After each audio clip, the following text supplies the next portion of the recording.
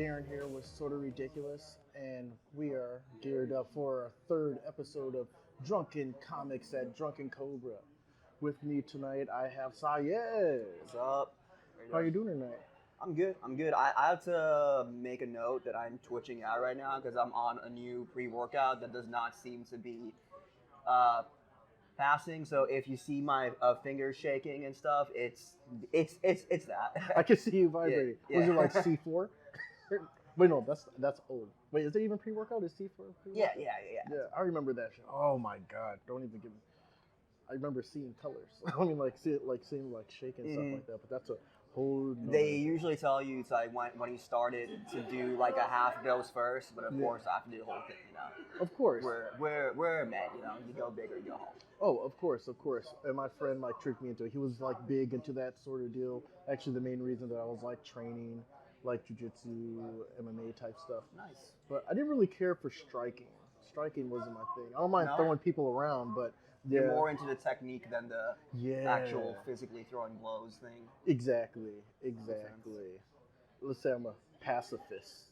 Gotcha. I used to wrestle in high school, so I have an appreciation for the art form of just folding other people up. You know what I mean? Of course. So that's fantastic.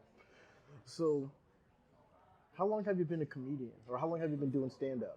I just a couple weeks ago passed my first full year, which is still very young, but to me it was like a significant hallmark to pass. No, of course.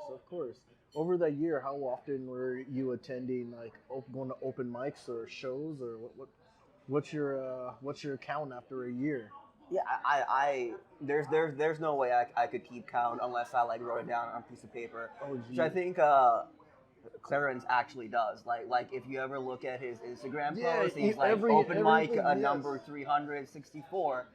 I wish I'd done that, but no, there's no way other than that to keep track because in the Milwaukee circuit there are 3-4 mics every week, and I try to make all of them. Mm-hmm.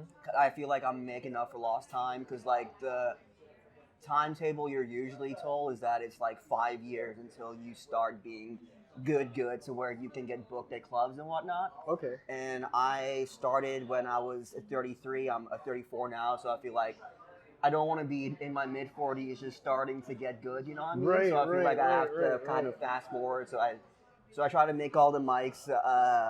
Develop the craft as quickly as I possibly can. All right. No, I feel you. I try to go on a fairly consistent basis. Because I met you at Bremen initially. Mm-hmm. So my whole deal was going every other week and trying new material. The whole thing was trying to do something new every couple of weeks. But yeah, I totally get that. That's also kind of why I decided to start one so I could accelerate the process of getting better. It seems like you have your process as well to accelerate that. So what inspired you to want to do comedy? It was one of those things that was always in the back of my head. It's this is something I should try, but I think I never would have. I was always one of those people who was someday I'm gonna do this, but I was never going to. Mm-hmm. You know what I mean? But without getting deeply into it, I was living with my family and my dad got into some legal trouble where he left the family, and it was me and my mother and my brother and our dog for a while. Mm-hmm. And I felt like I just had to get away and find a way to have my me time space. So I looked into Milwaukee open mics, and that became my escapism. I did my first mic and it went okay, but it's very addicting, as you know. So I became sort of hooked on the idea that I have to get better, especially after my first significant bomb. Yeah. And I'm talking about comedy. I'm not being racial right now, so no. But doing stand-up comedy would be a good cover for that also, because so funny. Who would have ever expected? That's funny. But no, I think it takes a unique brain that comedians have that normal people don't.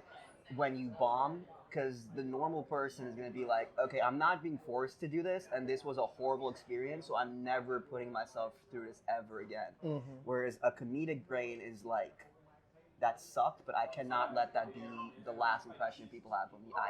I cannot go out like that. That's very interesting, and that totally makes sense. That totally makes sense. Wow. Okay. Okay. So you mentioned it being an escape. One thing that I've noticed attending open mics is obviously everyone does it for different reasons, but I've noticed there's a thin line between making jokes like self-deprecating Mhm. and therapizing on stage, which just makes it so uncomfortable. Yeah. Do you ever find yourself like kind of straddling that line? Like I know I have before, but Yeah, earlier on, because my inspirations lended me to, I don't just want to do comedy, I want to do commentary too, I want to Okay. tell stories that make people think, and I try to do that early on, but then I quickly realized I'm not at the level where I can pull this off Right. quite Right. yet. Right. So it's what a lot of people, especially newer guys like me, struggle with when they do that is that they put the point before the funny. You're supposed to put the funny before the point, because otherwise you're just doing like a TED talk. Wait, You know what I wait, mean? wait, wait. What? Can you explain that a little bit? All right, say you have a point that you want to make Okay. about your views on social justice, politics, Yeah. this and that, and you're putting that before the funniness. Okay. You're So supposed to put the before funny first and the point second. Ah. And early on, especially when I look at my very early sets, I was doing it the opposite way, Mhm. which like the people who agreed with me liked it, but if the only people who think you're funny are the people who agree with your viewpoint, then it's not because you're a good comic, it's because you're telling them what they want to hear. Ah, right. You know what? It's funny that you mentioned that. That actually makes sense. I remember there was someone. Well, it doesn't matter what the subject was, but it didn't land at the end, so it just sounded like they were just being mean to a certain group of people. Mhm. You know what I mean? It's like, yeah, Yeah. that kind of stank. Yeah, and me now, I'm like, I still talk about like topics like politics and social issues and current attitudes about various things, but like to me, it's a hallmark that I can do a set in a largely elderly conservative room and they're still laughing even though I'm making fun of them because they don't feel preached to, they just feel, oh, this guy's roasting us, and most people are up for that. Right, right, right. Of course. Why wouldn't they sit like, you Yeah. know? Why Like would I don't steer away, like I don't, they know very well from listening to me what side of the fence I'm on. Right, But they're like, right. ah, this dude's an asshole, but he's funny, and it's great to make people laugh in spite of themselves. Right, right, right. Oh, yeah, no, it bees like that sometimes. Yeah, I definitely feel targeted sometimes. I'm like, that's true. That's freaking hilarious. All right, so how would you describe your style of comedy? I am very laid back, dry, like very dry sarcasm. Mm-hmm. When I'm being me, there's also a part of my act where I'm doing like a fake Indian accent, and I kind of gaslight the audience until I kind of do my reveal, and then I kind of shame the audience, like, hey, you guys were just laughing because I was doing a stupid accent. Shame on you. And I make it that it's your problem, not mine. That I was just doing that for cheap laughs. But otherwise, yeah, I'm very usually very composed. I seem almost disinterested in what's going on while I'm saying like rather crazy dark things, and like the contrast of my demeanor and the wackiness of the words coming out of my mouth, I think is what makes people laugh if they laugh. Right, right. No, that's nice. I think contrast is much needed in comedy. I think that's what makes it funny, right? A Mhm. good amount of it. So, um, if you were to give a tip to people just starting out, what would you have for them? Well, I'm still consider myself just Okay, so starting, what have you learned? but if someone they're in their first month, the first mic, I would say it's okay to just tell jokes with basic joke formula, and if you don't know what that is, you can easily find it on various YouTube how tos or just ask somebody. Don't don't fixate so much on I'm gonna tell this long, intricate story that's gonna be thought provoking and blah blah blah blah blah. Like you'll eventually get there if you do this long enough, but you are not ready to do a Dave Chappelle caliber set yet. Right, I right. tried it. I've seen other people try it. We're not ready. Just do the basics first, Hmm. so that You can hit do those more consistently. later. And there are also new comics who who very early they say, I'm gonna take the formula and I'm gonna flip it and I'm gonna subvert expectations and I'm gonna do things no one's done before. And you're not gonna pull that off right away. It's a common saying in the comedic circle. You cannot effectively break the rules until you know what they are. You know what I Yes. mean? Yeah. Yep. I know. Yeah. That's in Yeah, a because bunch of art forms. if you have to have an awareness of what the expectations and the structure are. Because Right. if a lion attacks and kills you in the jungle, you're not gonna call it a homicide, right? Because he doesn't know that. Right. He's Right. just doing He's what just he wants to do. lunch. Yeah, Or whatever it is. yeah. No, no, I totally get that. So, I guess with that being said, so who are some of your inspirations in comedy?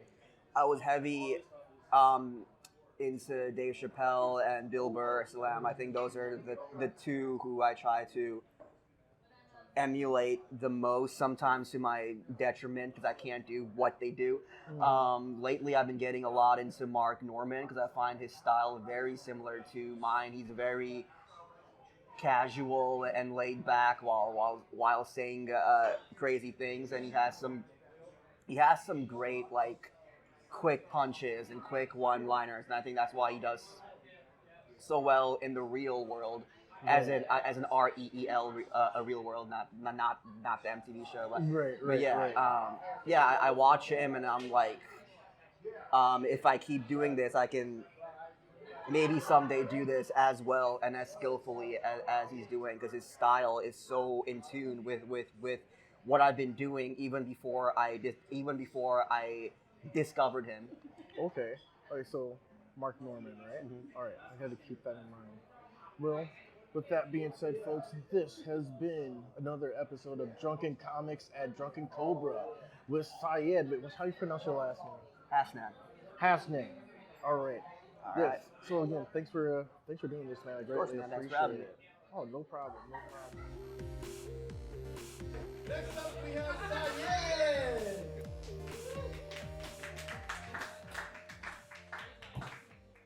So, Drunken Cobra, how y'all feeling tonight? Woo! Give it up for that last comic one last time. That was great. Yeah. I was doing a show recently, and I was feeling pretty good about myself. I crushed. I always crush. I'm so good at this. A group of college girls walked up to me and they go, "We hate to bother you, but our friend has been wanting to talk to you all night. Could you please go over there and speak to her?" I said, "Here we go again. The pressures of being a star, right?" Ugh. So I walk over to this very pretty blonde. She goes, "I'm sorry. I just had to know. Do you lift?"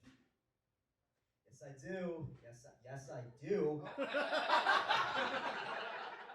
"You're so astute for asking." She goes, "I knew it.